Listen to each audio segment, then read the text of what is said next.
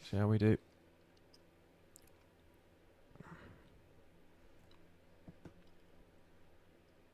Hello everyone and welcome to our live show. Hope you're doing well. We've missed you. It's been a couple of weeks since we last saw you, so yeah, hope you're all doing all right. And yeah, we look forward to hearing what you guys have been up to the last couple of weeks. So we've got an interesting show lined up for you today, where we are going to be kind of discussing the value of advanced rider training and whether or not it's something that you should look to do, or is it just a big waste of time and a big waste of your money, because that's what we're all about here. We're all about saving you some cash. Well, we're like that anyway. We are literally penny pinchers. So yeah, we will save cash wherever we can. And yeah, we'll have a bit of a catch up with everyone, I suppose. Are you ready, wifey? Ready. All right, let's roll that intro. If I can see it. Here it is.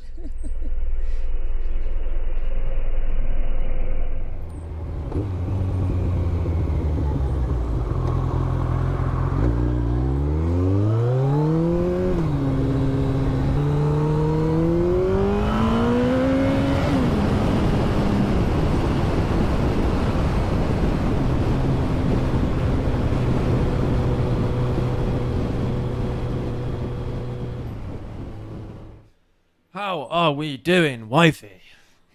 That was very dramatic. Very, very dramatic. Yeah, no, alright. Oh, the drama. Yeah, fine. Really? Aren't You're we? fine, are you? Are we not? Is that something you're not telling me? Well, I'm knackered. You know I'm knackered. Yeah. And these past couple of weeks have been just a real grind with work. And, well, the wifey's got a new toy as well.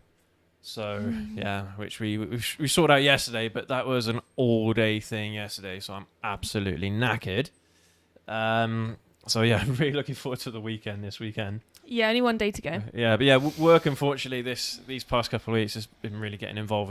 That's why we weren't around last week. Been doing a lot of time in the office and stuff like that, so it's kind of like disrupted the flow of everything. So yeah, is what it is, though, isn't it? You know, when these things happen. So, but yeah, anything interesting, wifey? We've been up to. You've been up to. Come on, there's got to be. It's been 2 weeks. There's got to be something. I went to the Harry Potter studios last week. Oh yeah. That feels like forever ago. And it was snowing. That was magical. Yeah, that was last week, wasn't it? Yeah. Yeah, that was like longer though. That's what I mean. When you're really, really busy, things feel like they Just- happened longer ago than they actually did. Well, it's like when we were at the dealership yesterday, and the guy said it's the 15th of March today, and I was like, You're what? like, what? It's the 15th of March? Are you kidding? Yeah. So, yeah, because last I was kind of consciously aware of what day it was, we were at the beginning of March, so it's like we lost 2 weeks. Mad. Well, you lost 2 weeks. I knew what date it was. Lucky you. I don't pay that much attention. Days just go by. Merge into one. You know, just eat, sleep, work. Repeat. Yeah. Yeah, in that order. Yeah. What else then? Well, go on. Tell everyone about your new thing, your new exciting thing. Everyone's going to think it's a motorbike and it's not. Sorry. No, it's not a motorcycle.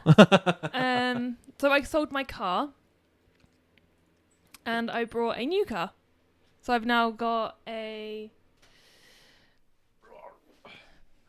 That dinosaur noise coming out of you then. I I've now... went the wrong way. I should have gone this way, and I Yeah. went the cack-handed way. So I've now got a Ford Fiesta ST2. Yeah, Ford That's my Fiesta that's ST. my new toy. What year? 2019. 2019. It's because they're not doing... So long story short, you guys probably know the story of my Civic and now I've had some issues with it. No, they don't know that. They're not... No, we've never spoken about it Oh. before. I don't think. It's not issues. You call them issues. It's Well, kind it of is. inconveniences. If it's something that shouldn't be happening, it's an issue. Well, okay. See, I have a soft spot for the Honda, so Don't get me wrong, I loved my car. I did love it. And I miss it dearly. And it's got a place in my heart. But anyway, I was at the dealership and the Honda dealership and they asked if I liked my car. I said yes. And they said, oh, well, due to the new car, new Civic that's coming out, and there being none for a while. The production's backed up or something, and the price of them, it's now driven up the price of my car because they're more desirable. Is what the guy said to me. I think that's rubbish because all used cars have been going up in price recently, just because there's a shortage.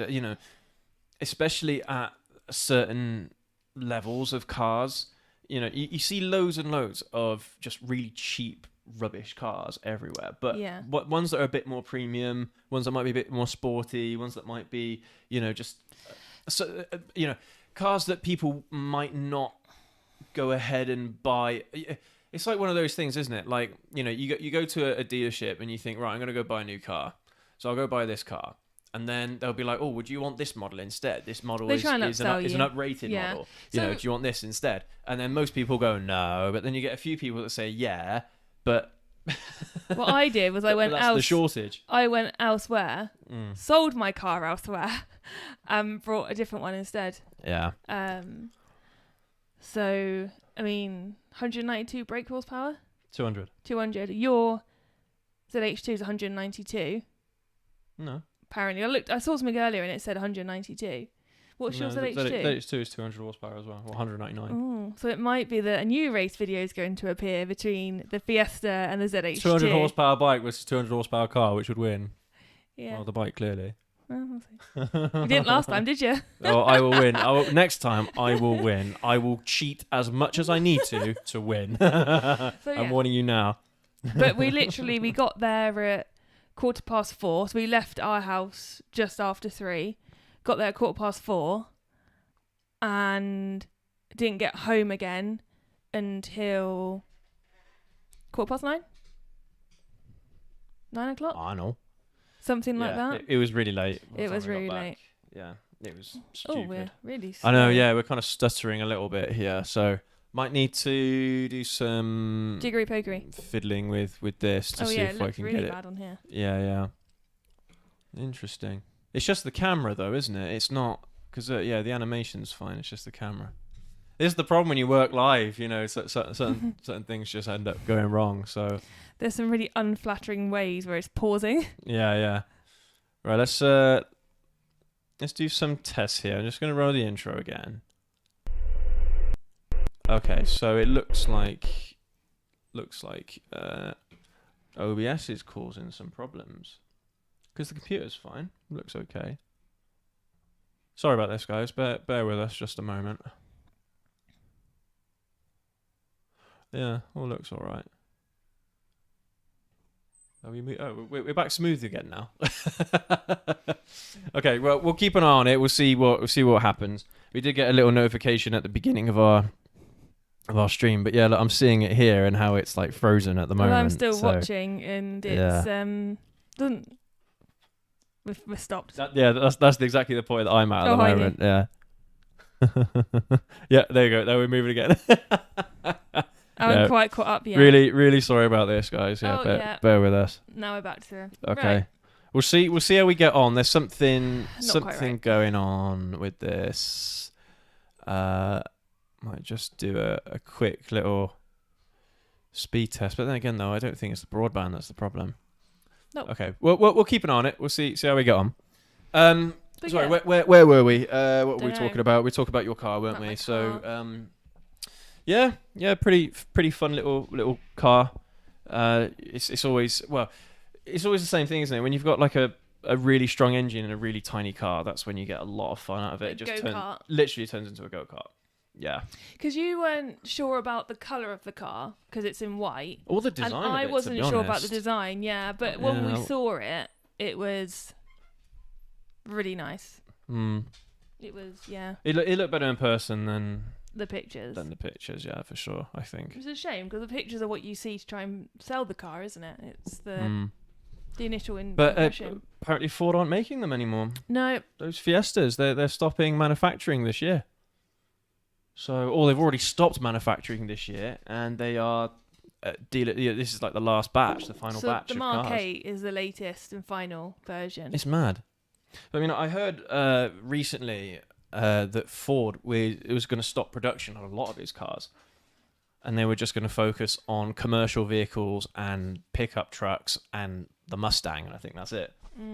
Which would be a real They've shame. just done a lot of R&D for the Mach-E, haven't they? So they can't imagine them stopping that. I don't know. Well, I suppose, yeah, investment-wise, yeah, they've put in investment into that.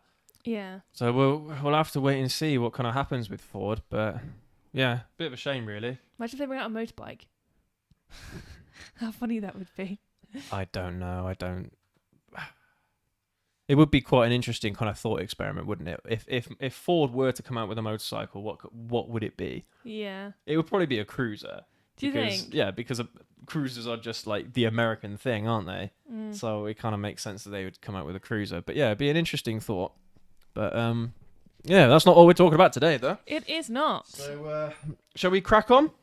Crack on with our topic today. Let's.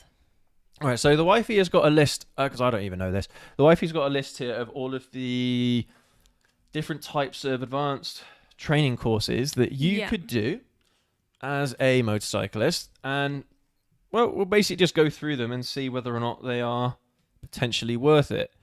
But right off the bat, for me personally, I don't think I would get much benefit out of them. Because I personally believe that experience counts for an awful lot. Training is one thing. Training in an environment is one thing, but actually learning the skills firsthand, I don't know. It just seems better to me.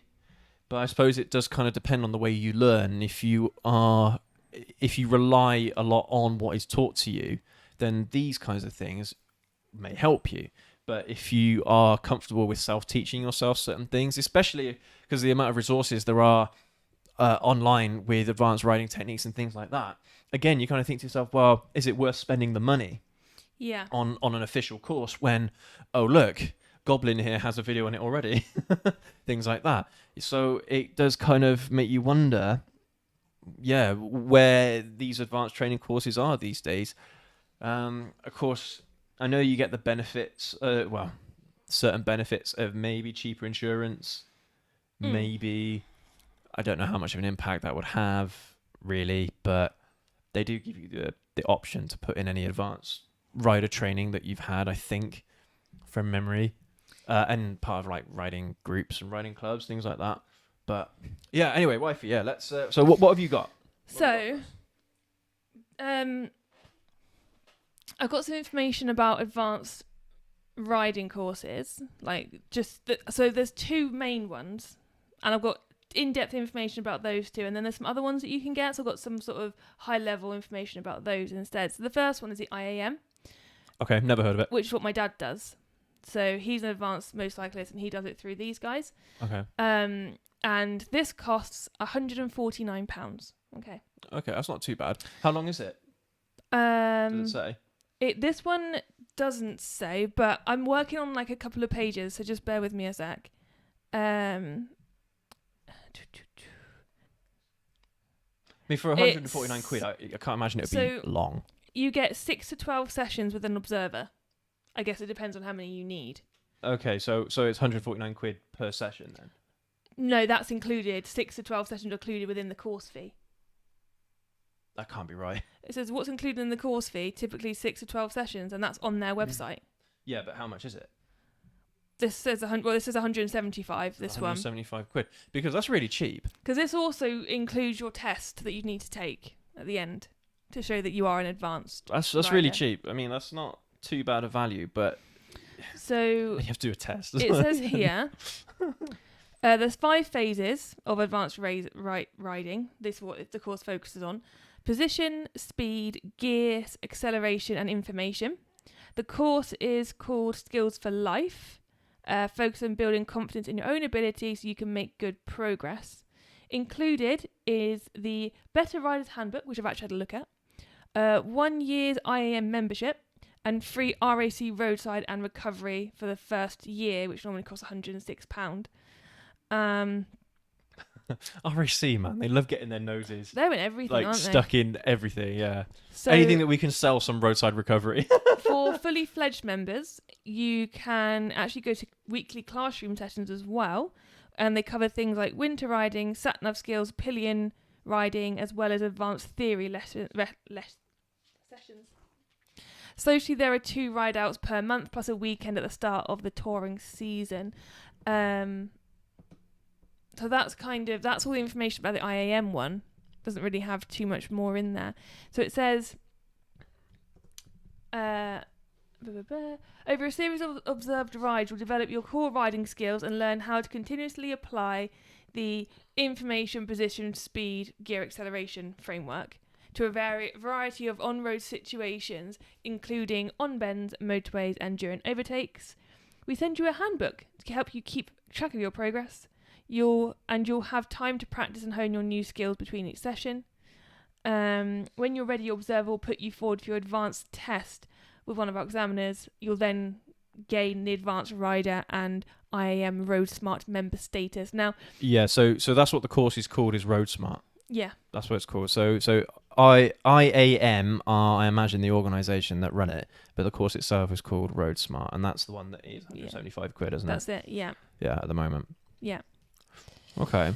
So that's that one. That's the one my dad does, and I believe he has to redo it every few years. I don't think it's a permanent thing, or you can have like more advanced. I'm not quite sure how it works with my dad.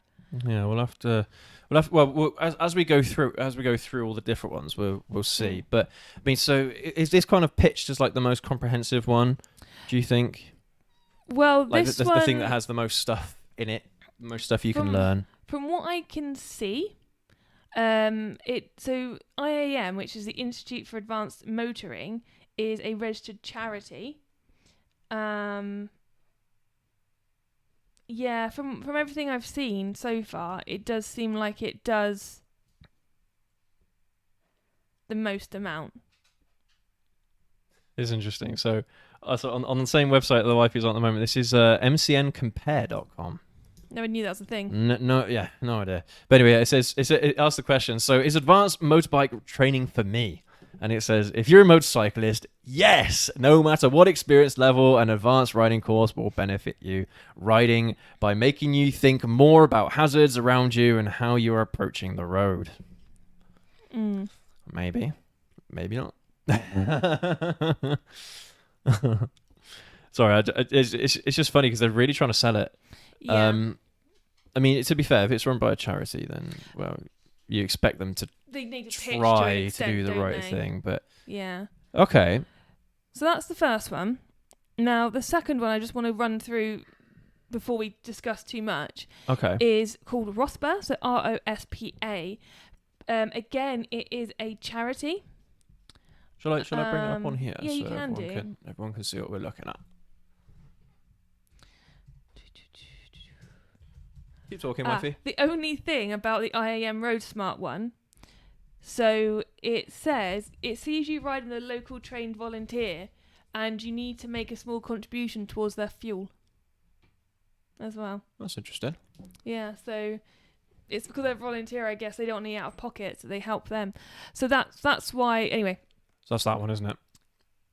Let's make this That's a little the next one, yeah. That is teeny tiny. I was going to say, yeah. Get your magnifying glasses out, goodness. A little bit small for us. Here we go, it's a bit better. Yeah, so that's the first one. IAM, and so then I've heard you've of that got... one. That's one ROSPA. I've heard. So yeah, ROSPA.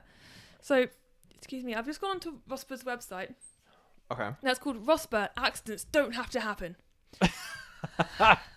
Okay. Okay, and they've got a bunch of different types of training courses on here. Now, I'll go back to the MCN article just to talk you through that, and then I'll actually go onto their website and we're going to look at that as well. So, again, it's organised through local groups. The nominal fee of £20 per lesson, and the test typically is between £68 to £73. It is a 4-day course, so I guess it's £20 per day that you do. Not quite sure how that one works out. So what it says on here is what does advanced motorcycle training cover? It says during this practical advanced motorcycle training, delegates will learn a systems approach to pre-used motorcycle checks. They will also come to understand the effect of human factors such as attitude and fatigue on performance. The course will focus on developing a systematic and defensive approach to hazard management and risk reduction, including improved observations and awareness of potential road risks. Political road risks. In preparation for the ROSPA Advanced Motorcycle Test. In order to obtain a high grade, riders will need a good knowledge of the current editions of the Highway Code, and it's on a 3-to-1 delegate to trainer ratio. So it doesn't sound all that practical then. So there's a bit that I thought was interesting about the whole fatigue over time, because I suppose most people aren't going to know about that kind of stuff unless they actually go ahead and do it. The thing about these courses as well, I mean, you're saying that a lot of them are done by local groups. Well, what kind of training have they had? What kind of experience do they have to teach people these advanced things, So actually if you go onto ROSPA website, there's quite a lot on there. Okay, what does it say? So, you have different types of advanced you can do. You have the advanced motorcycle training, the advanced drivers and riders, level 2 award in advanced riding, and then level 3 in advanced motorcycle instructor training. So that one's slightly different. Okay, yeah, that's so official. Yeah. I'm just going to go on to the level 2, which is £965. And it says what you'll learn. So by the end of the course, you'll be able to apply the information position, speed, gear, accelerate system of vehicle, demonstrate responsibility for the safety of self and others, apply traffic laws and procedures, identify the effects of human factors, demonstrate the advanced riding skills to undertake the test. So it sounds very similar to the first one, the first side of it. Okay. What's the last one? Because there's one more in here, isn't there? That was the training one, I think, wasn't it? Hold on, let me have a look. But no, there's one more. Oh, the advanced drive. So you've got the advanced drivers and riders. So this one, we don't need to go into too much doesn't actually have detail anything about into it. the types of courses, just kind of like what they do. Doesn't tell you. Okay. I think this is more of a why you do it. What about this one here? I can't see what you're looking at. That one. The one at the bottom of the article there. Oh. The enhanced rider scheme. No, this one. Oh, sorry. Oh, no, that is the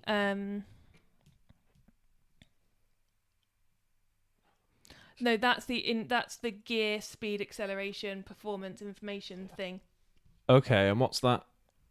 So that's what IAM and I see. try and school you in, really. Okay. However, okay. There is also the DVSA Enhanced Rider Scheme. Okay. Which is something entirely different, which is actually, I believe, government based, like funded or sort of thing. And it says that it's suitable for you if you've just passed your test, are returning to riding, upgrading to a more powerful motorcycle, or want to check your riding standard. So this is actually more of a certificate of competence than anything else. It says you'll be assessed on 7 core modules: structured plan, approach to riding, defensive riding and hazard awareness, progress and use of speed, overtaking and filtering, bends and corners, slow control, developing the correct rider attitude. So I don't think I like that one, because that's all very theoretical and not practical.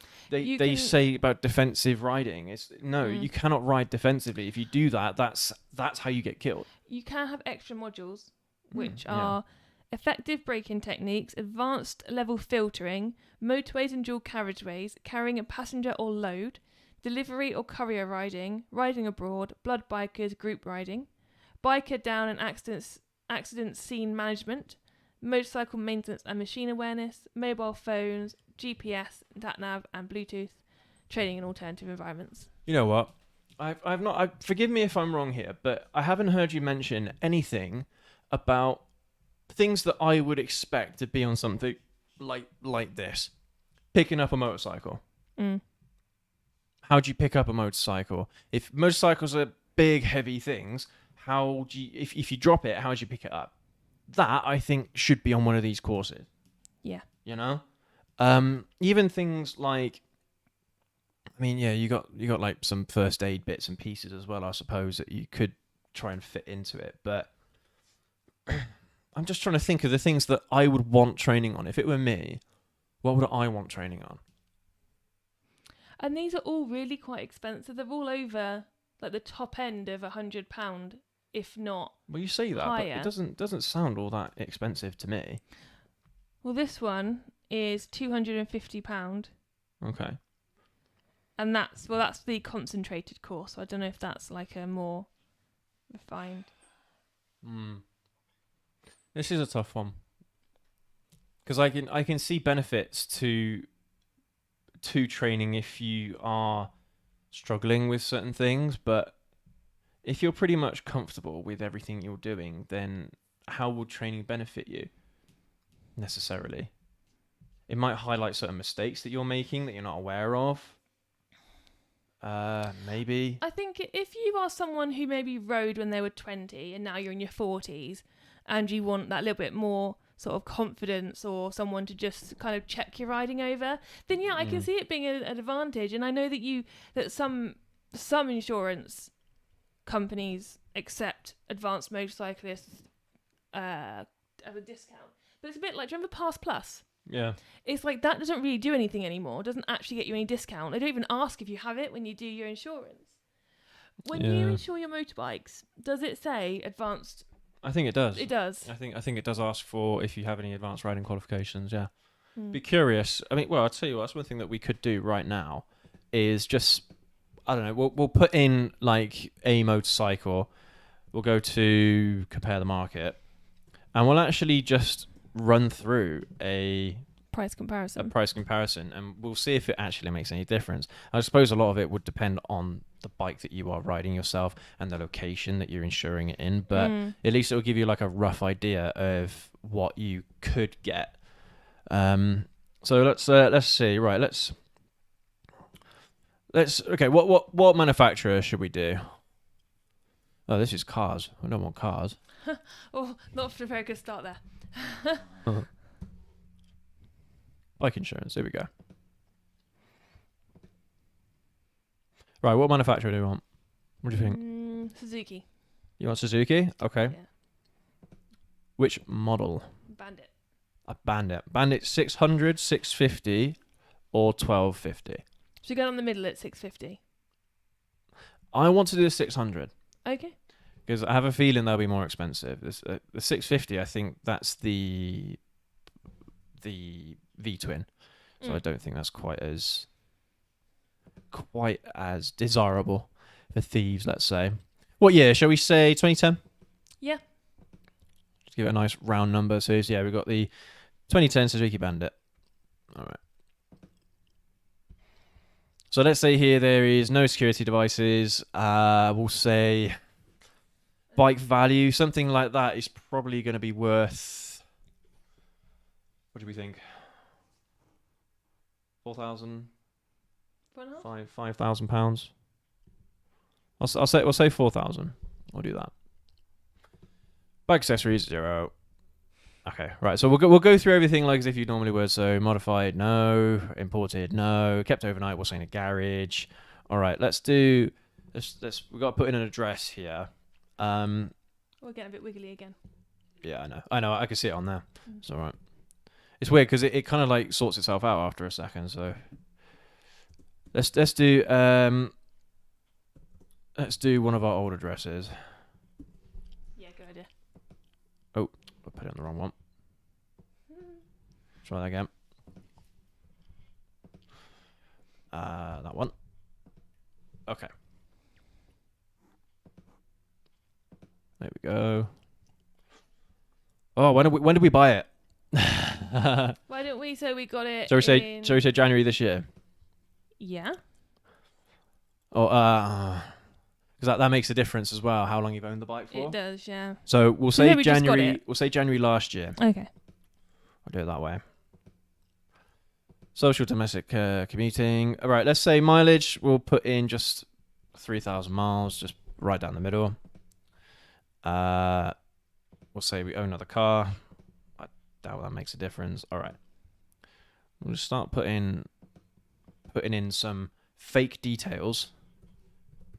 This person is going to be a Daniel, not Daniel, not Daniel, a Daniel Smythe.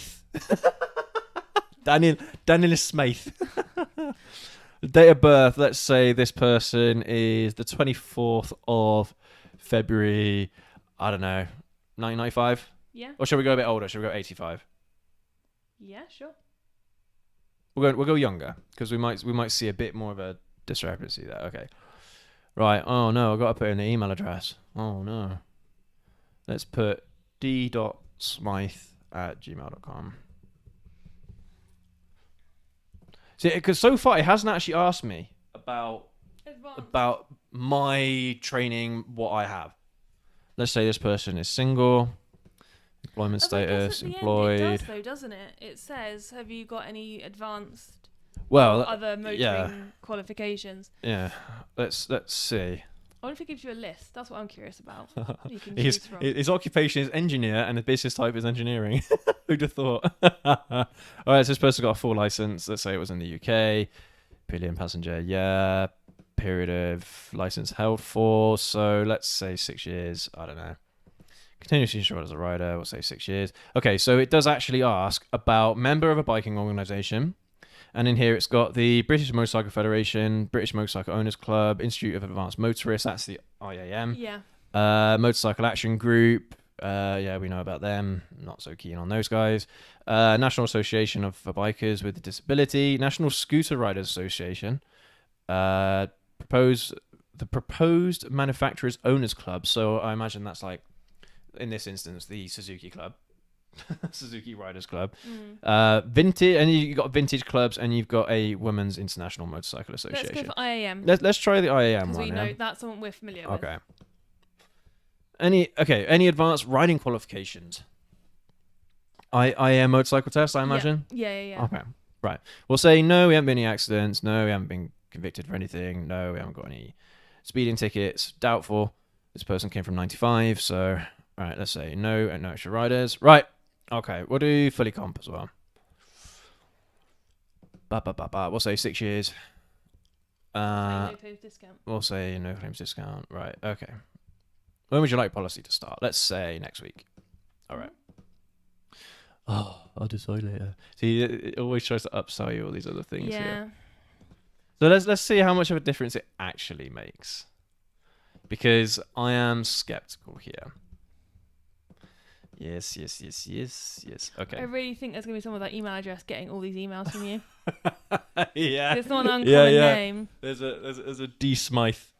Yeah, there's a D Smythe somewhere. I'm sure there is. All right. So, I mean, I'm very skeptical that it's actually going to make any difference. I mean, the wifey you said about earlier how it doesn't make a difference in cars in terms of... Don't think so. Because that was always one of the benefits behind doing this. You know, you spend £100 and you get some training and stuff like that, and you might save £100 a year. And you get a discount on your insurance. So it works out. We'll see. What are we looking at? What's so the the cheapest here, we're looking at Hastings Direct, and we're looking at £12 per month, £11.50 per month. That's not bad, actually, is it? Not too bad for a Suzuki Bandit. But now we're gonna take it off. Let's go take it out. So so about £12 we're looking at. Yeah. Let's see. Continue. Where is it? Have I missed it? I think it's the previous page under the top one. Yeah. Let's have a look in here. Okay. Right. So let's take it off. So nope. We are not part of any associations. We've got no riding qualifications or advanced rider training. Nothing like that. I'm really curious because this might convince me enough. Really? if the difference is significant enough, how much of a difference would it have to be though? Like £20, £30? I would want at least my money back from the amount I spent on the training. So if I did spend say £175 doing the training, that's the amount of insurance I would want off my policy. So we'll see. I think it's a big ask. I think that is a big ask, yeah. But you know. We can live in hope with cheaper insurance. It's taking forever. What are we looking at?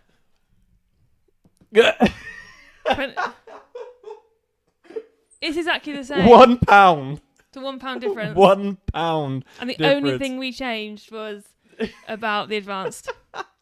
Okay, so yeah, this is a rider that has been riding for 6 years with 6 years no claims bonus, and they are part of the IAM with an IAM advanced riding course. £1 per month is your saving over a year. Is it £1 a year or £1 a month over a year? £1 a month. So £12 a year. you're saving about £12. Yeah. I don't think that's worth it. At least if you're looking for a discount on your insurance, I don't think that's worth it. No. But this is where we're kind of looking towards what other value these kinds of courses might give you. So, I mean, we'll see what you guys think in the chat in a little bit. But what do you think? If you went on an advanced riding course, do you think it would help you? Because, of course, for me, someone like me, riding for 15 years, there may be certain things that might improve my riding, but I don't know if I'd get as much benefit out of it as you would. So what do you think?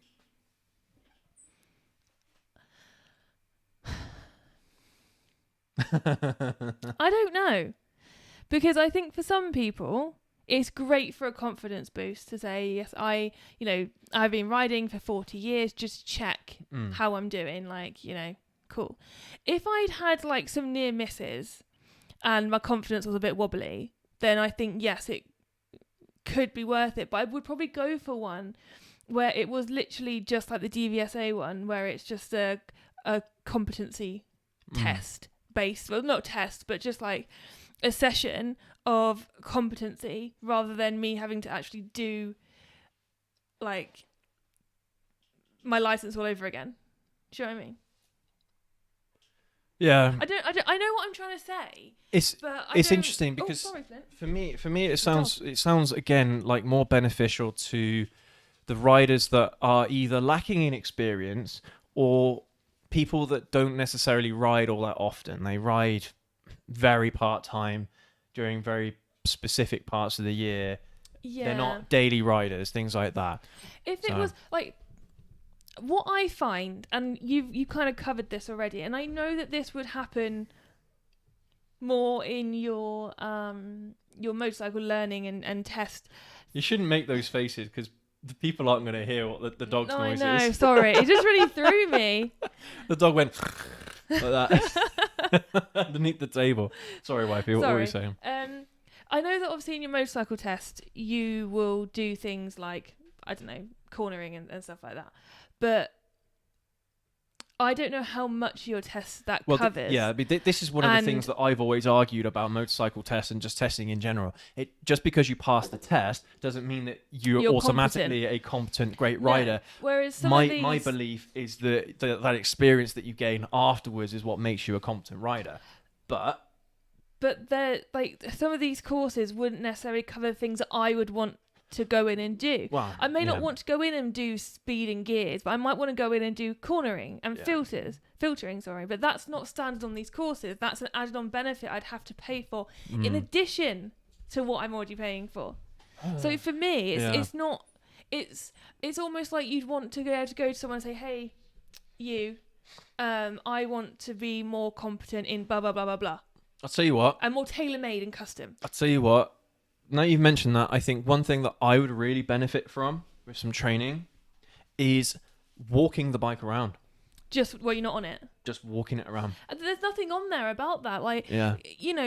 There's certain things that are going to happen in your motorcycle career that you're not going to be taught on your test. Yeah, dropping your bike. It's interesting because the things that I'm mentioning are things that I don't do all that often. I don't drop the bike every day. Well, no, but it's... And walking the bike in and out, I don't. I'm sitting on the seat walking it, and it's usually a few feet, just to get it in and out of our garage, and that's basically it. So for me, things like that... walk around is mine. Yeah. Because it's like the weight of a paperclip. Because it's easy to move around. Yeah. But when you've got a 1,000cc plus motorcycle... They're chunky They're not easy things to move. No. They are heavy, they are unruly, and it doesn't take much to lose balance and all of a sudden the bike's on the floor.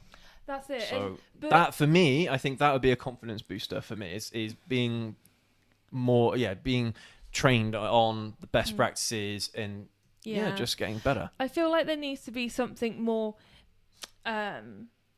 interim. So you do your test. You've got the advanced side of it here where you might want to go do all the gear stuff and all that sort of stuff. But then in the middle, there's like an interim one where you can do things like walking the bike, picking up after a drop, the other things that I mentioned, cornering at slow speed, cornering at speed, other things that you may not be able to cornering at slow speeds, I think that's a big one. And I don't think it was mentioned. I think cornering at slow speeds is a big one. Yeah, well, just being able to do those tight U-turns. Well, we did a whole video about U-turns because of how difficult they are. They're not easy things to do. I mean, once you've been riding for 10 years, you don't really have to worry about it. But but again, if you've had less than 2 years experience riding a motorcycle, things like that are going to be difficult. And I mean, okay, fine. In a lot of cases, you don't have to do U-turns anyway. There are other ways you can turn around in a road. You don't have to do a U-turn. But it's, again, one of those skills that is pretty beneficial, especially in those instances where you are doing things like filtering. You're moving, say, less than 5 miles an hour in between traffic because you don't want to lose control of the bike in between traffic. You crash into cars, So things like that, I think could be beneficial as well. For me, if these were more customized, like you could actually go and say, right, I have this amount of experience. I want to do blah blah blah blah blah. That's and you have hard. like an itinerary, and then they do that. Well, but that's hard, isn't it? Because that is tailor making. That wouldn't really work. Why? Because every rider's different. Every rider's needs are different. It could be on a one-on-one basis. It wouldn't be in a group situation. But then you're talking more money. But if it's more beneficial, because imagine if you have like one instructor and there's 5 riders that they're teaching, and each course says 200 quid. Let's say, or 150 quid, doesn't matter what it is. You're looking at 500 quid or more if it was just a one-on-one thing. Yeah, but by the same token, if I look at some of these this IAM course, for instance, and I go through everything, so let's say I want to know about acceleration and gears, but I don't want to have information, position and speed, I'm still spending £175 to learn 2 of the things I want to know out of these 5. So either way, it might be putting people off because they might go, actually, I don't want to know all these things. I just literally want to know about, will you stop? About gear and acceleration. Because that is what is important. That's what I need to be better at. But those are basic skills. I know that mastering the basics is key to learning almost any skill, but at the same time, they are basic skills. If you go to a training course, an advanced training course, you expect to be trained in advanced things. Yeah. I don't know. But you're not there by the sounds of it. I don't know. I mean, it's like, for example, okay, a valuable skill that a lot of people would consider a valuable skill, including myself, is learning how to drag your knee on your motorcycle, how to get those fat lean angles in those high-speed corners. Do you think an advanced riding instructor is interested in teaching someone that? No, of course not. No, of course they're not. Even though that is an advanced riding skill. But I think it is useful. Because again, I don't know. A motorcyclist always has to try and anticipate what's happening ahead of them. They have to be able to brake in time to make the corner properly. Let's say, for example, you got distracted when you're coming up to a corner, you're doing high speeds, and you have to find a way of making that corner. But you can't slow down anymore because as soon as you brake, you're going to lock up, you're going to go straight into the side. You have to turn. You haven't got a choice. How do you do it? Those situations, I think, are important. I think people should be teaching those things. The high speed stuff. No instructor ever is going to be encouraging you to do high speeds at all. But it doesn't have to be massively high speeds either. It can just be 60 mile an hour. Yeah. If you're going 60 mile an hour in a tight bend, a tight turn, how do you do it? I don't know. That's what I think. But looking at what you've just described, doesn't look like they do that kind of stuff. No. I don't know. Maybe it would be worth asking your dad at some point and seeing if he actually finds them beneficial at all. I assume he does, because otherwise why does he keep doing them? Well, yeah, but That's our job, is to try and be critical and skeptical. You know, you're right. Yeah. Wifey pulled her fingernail off the other day. So she's got a little plaster around her finger. Yeah. The acrylic But you and my nail So came off. You caught it, didn't you? And On it's the table very just then. sensitive at the end, and I just hit it. Yeah. But no, I don't know. It's really tough because, like I've always said, you only need one little bit of information from one of these so-called gurus to kind of really make you think, I should be doing this differently. It doesn't take much information to significantly change your writing behavior, but at the same time, I don't think there's any reason why you couldn't learn these things on your own. You know? Yeah. And you're paying a lot of money, well, depending on how you feel about it, a lot of money for little bits of information that are probably already online somewhere. They're probably already there. They're probably around. There's videos and things. If you search advanced writing techniques on Google, YouTube, you will get loads and loads of things coming up, and things that you might not have even thought of that could be important to your particular writing. So I don't know. I'm a bit skeptical. I still am, but I'll reserve judgment. We'll speak to your dad or something at some point, because he seems to be quite into it. But why? We need to try and find out why he's into it. Because again, he's got a load of experience. He rides not as often as I do, but he rides.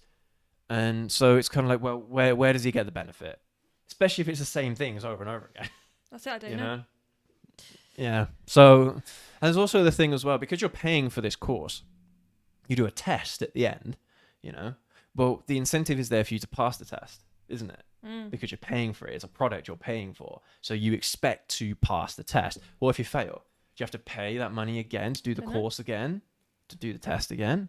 Or do you just redo the test for free? Yeah. But then at that point, you kind of think, well, have I actually learned what I'm supposed to be learning here? If you're failing the test and you're like, right, no, it's okay, just come back and do it again. It's kind of like conflict of interest almost. Yeah.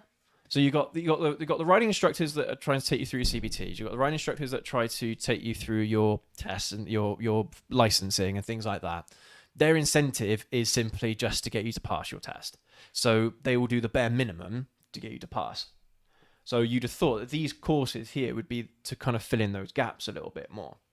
But how much do they really, I think, is the question. Yeah.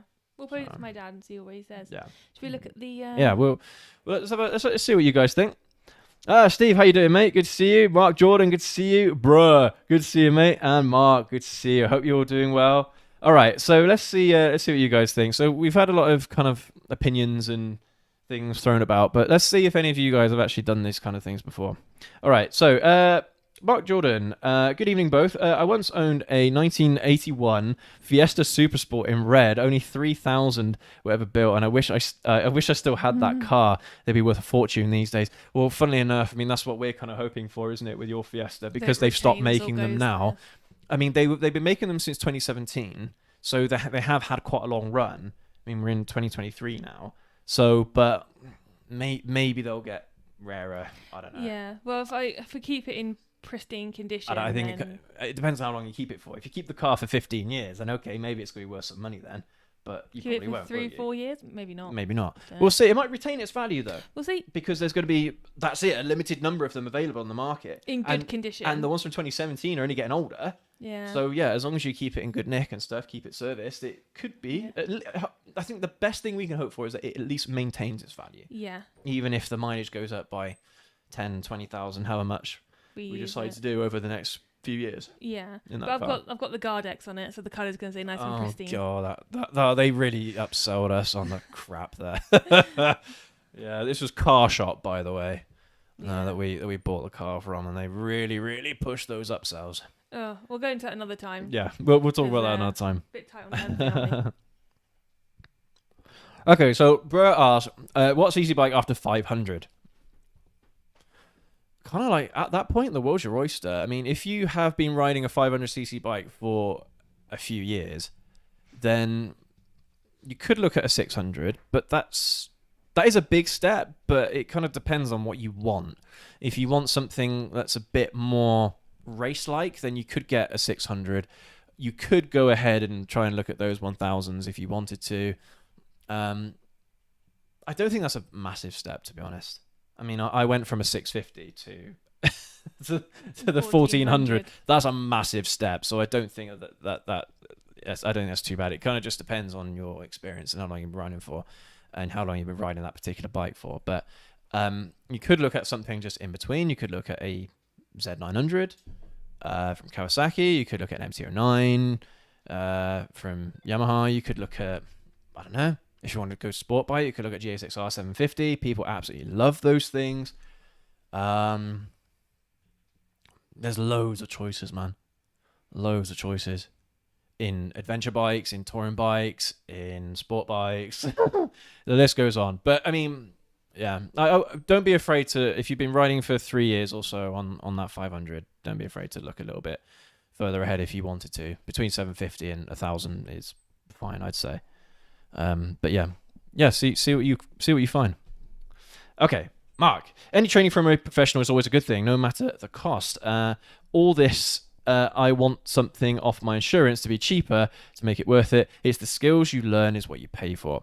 Exactly. That's kind of like what we were kind of getting at. Is if you are, that was the point of the experiment. Is if you are there to try and save yourself some money on insurance, it doesn't matter. You're not going to get anything from doing the course. Nothing substantial from. No. So that shouldn't be the motivator behind doing it. If you want to do it for, like you were saying, you know, having just a little experienced hands kind of guide you a little bit further, then of course you're going to get the benefits out of it, aren't you? Mm-hmm. But like I said, it kind of depends on your experience level, because how much extra are you going to learn if you have 10 years plus experience already? Might be more of a refining experiment. The funny thing is, though, is that you might find some of these instructors to actually be in that same bracket as you in terms of the amount of experience you have. Imagine if you are a rider that's got 20, 30 years experience and you are being taught advanced riding techniques by someone who's got 10 years experience. You know what I mean? It's a little bit weird, isn't it? I'm fairly sure one of the people that my dad did his with at one point was ex-police. So... Okay. Ex-police, advanced riding means something totally different. Yeah. Because that's intercepting, that is riding fast on roads. Yeah. Again, you're going to have different opinions on that depending on who it is. Like that police instructor or that police rider is probably going to be like, these are skills that I think everyone should know, even though they are skills normally for police. But at the same time, you'll get other instructors that haven't had that experience that think, no, you don't need it. So, you know, there must be some kind of curriculum or something like that. Must be, yeah. But at the same time, you do want that experience there to, again, like I was saying, teaching you those little golden nuggets of information to help you along. Because, yeah, it could make all the difference. But it's pot luck, isn't it? Who your instructor is. You could get an instructor that is really good and they know so much more than you do, even though they've got a similar amount of experience in terms of years as you. But you never know. So I suppose the value of it will be different depending on which instructor you get. Again, you're kind of playing, kind of gambling a little bit, really, on that front. But yeah, Mark, yeah, you say you won't learn anything from extra training, so you think you are 100% perfect rider. Oh, okay. No, I've never ever thought that, ever. But then again, I don't think instructors are either. No, but you did, to your defence, you did go on later and say, actually, if that was on, you were walking the bike, you said that's something you're not great with, and something else you mentioned. There is absolutely lots of skills that I think I could benefit from, I could learn. But at the same time, they are skills that might not be necessary. Yeah. You know, so it may advance my riding in very certain scenarios, may make me better in certain scenarios, but in the scenarios that, I don't know, most everyday scenarios that I find myself in, I'm able to deal with them, especially because the whole thing about it is riding within your limits, you know, riding within your means. If you're trying to push yourself and things like that, then yeah, you're probably going to need those advanced riding skills a little bit more than if you were someone that maybe didn't feel the need to do that. You know, I don't know. That's the thing. I'm being skeptical. There's nothing wrong with being skeptical. There's nothing wrong with being critical. If it is worth money, great. If it's worth your money, great. But it might not be. That's what we're here to do. Yeah, is to try and make things kind of put things into a bit of perspective. See both sides of the coin. Yeah, exactly. You will get people like your dad who is constantly every year they will go ahead and do their advanced riding training without fail. And okay, that's fine. I don't know if it's every year, but I get your point. But you know what I mean? It's a regular thing. But we'll have to ask him how much benefit he gets from it. How much real life... has his riding changed as a result of him doing this training? We'll find out. Yeah. We'll find out and we'll let you guys know. But, Mark, mate, you don't have to be like that, all right? You don't have to say, oh, you're a perfect rider. I haven't said that throughout the entire video. I never, ever say I'm a perfect rider. But having experience counts for an awful lot, okay? I don't think anyone can say that you can do some training courses without any experience and then all of a sudden be a better rider as a result. You have to have that experience. For me, experience counts for a lot, an awful lot. I mean, well, I don't know if I should say this or not, but I'm going to say it anyway. I've been involved with some interviews with work to hire a new person to join our team. I'm not going to be specific in who they were or what they were applying for or anything like that. But I was involved in that interview process. And this person's CV looked really, really good because it had loads of qualifications of things that were relevant. So you think, okay, that's a great person, you know, a great person, a great addition to the team. You interview this person and you find out they don't have any or very little practical live experience of the things that they are qualified in. And so that's what I'm trying to say is, you know, learning those extra skills in something like an advanced training course is not going to make anyone a 100% perfect rider. No such thing as... Is it? Be honest, it's not, is it? It's not going to make you, it's not going to polish a turd, is it?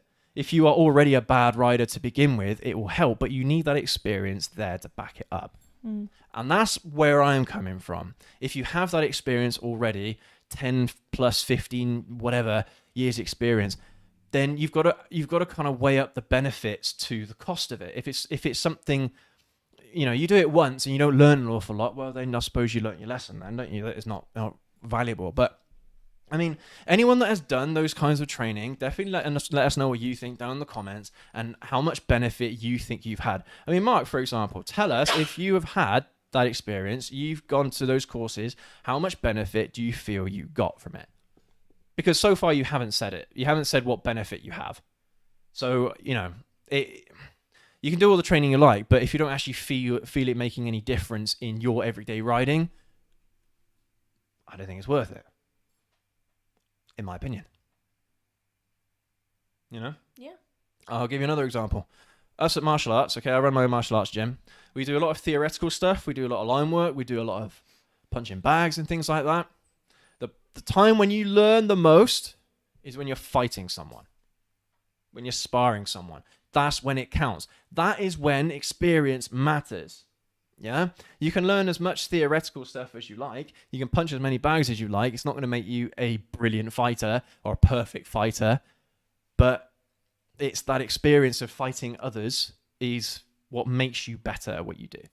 That's what I mean. A lot of this stuff, the more you do of it, the better you get. So it's like we were saying, you know, if you're a person that doesn't ride very often and things like that, then you may get a lot of benefit out of some of these courses because it will fill in those gaps that you wouldn't normally get yourself.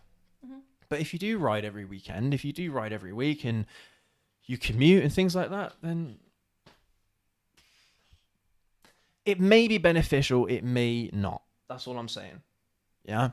I personally wouldn't do it. I don't think I need it. No, I'm not a perfect rider, but I don't think I need to learn any of these extra skills to be any better at what I do. Yeah. I'm not doing any racetrack riding. I'm not doing... I don't do anything like that. Okay. I don't go massively over speed limits or anything like that. So I don't know. Then again, though, I mean, these courses probably don't even help you in doing over speed limits. I don't think so. Because why would they?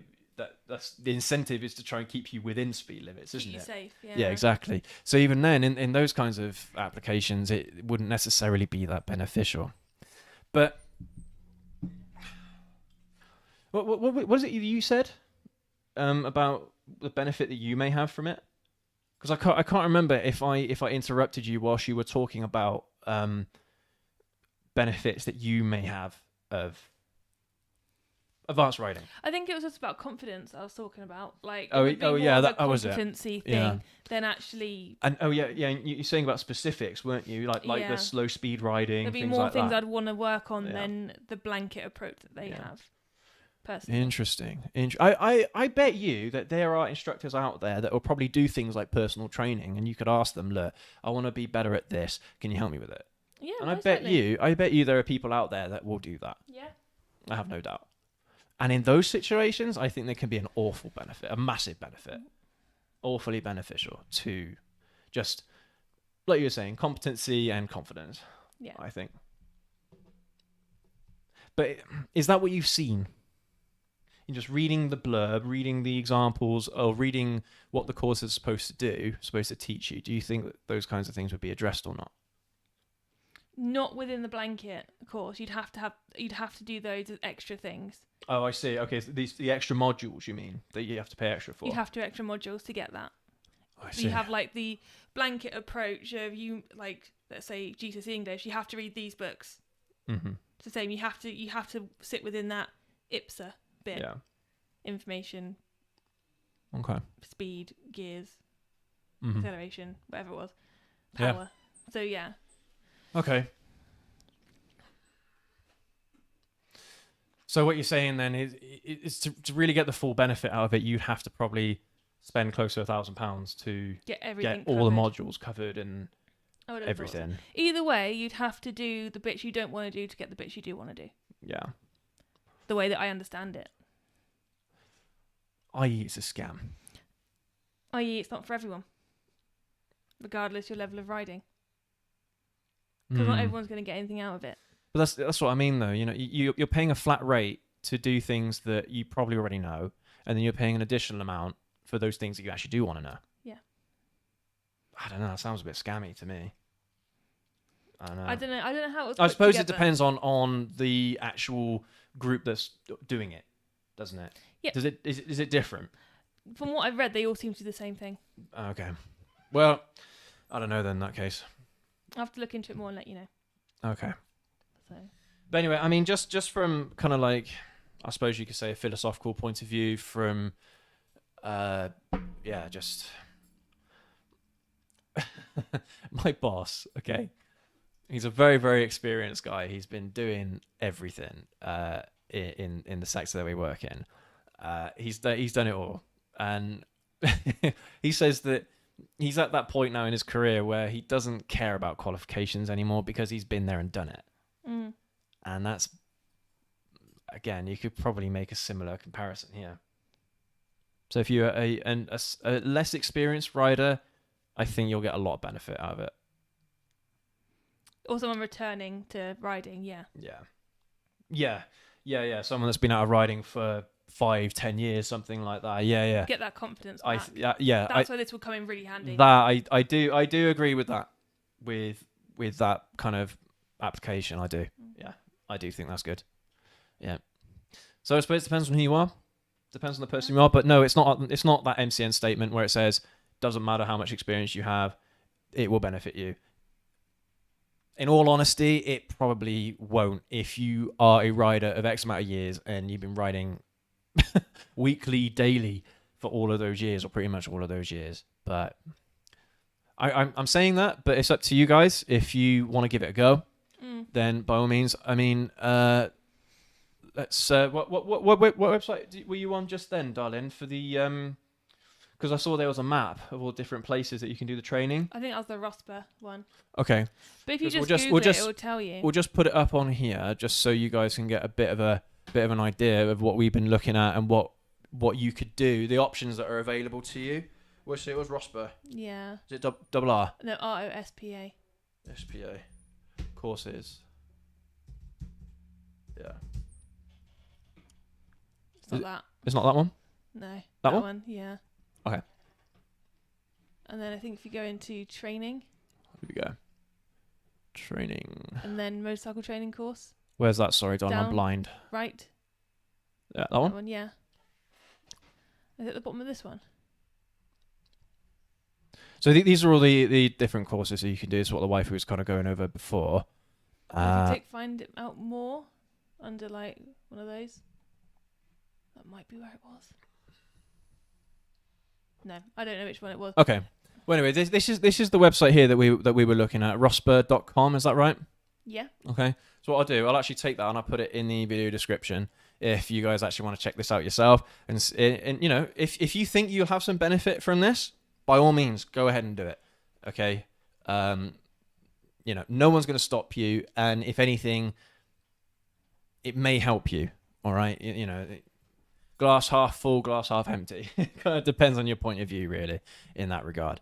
Okay, but but like kind of like the wifey suggested earlier, if you are a rider that has been out of riding for a while, over 2 or 3 years or something like that, you haven't been riding, something like this may be beneficial to you as well. Or if you are a less experienced rider, someone who's been riding for less than 3 years, then something like this could make the difference in terms of your confidence and even to some extent preparing you for that next bike that you're looking to buy as well. You know, if you're looking to move from an A2 motorcycle up to something bigger, then something like this may help you as well. For sure. So yeah, so definitely go and check that out. All right. You know, despite everything that I've said today and kind of like my opinion on the matter, it doesn't matter. Okay. If you feel like, if you read this, go onto the website, you read that and you feel like you could make use of it and it could be beneficial to you, then that's absolutely fantastic. Nothing wrong with it whatsoever. Okay. But yeah, anyway, I think we're going to call it a night because we still got dinner to have. So yeah, thank you ever so much for joining us today, everybody. Thank you for watching all the way to the end. And again, yeah, just let us know your thoughts in the chat or in the comments after this video, and let us know what you guys think. We will run some tests on the video feed over the weekend, and we'll see if we can get this, I don't know, try and working a bit more consistently for some reason. But technology, eh? It works one week and then doesn't work the next. Well, what are you going to do?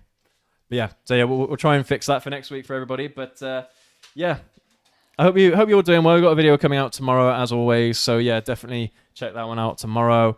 And yeah, if we don't see you there, we hope we have a fantastic weekend, and we'll catch you all next week. There's nothing stopping us from being on the live show next week either. All right, so we should be there next week. Back to normal now. Yeah, should be back to normal. Okay.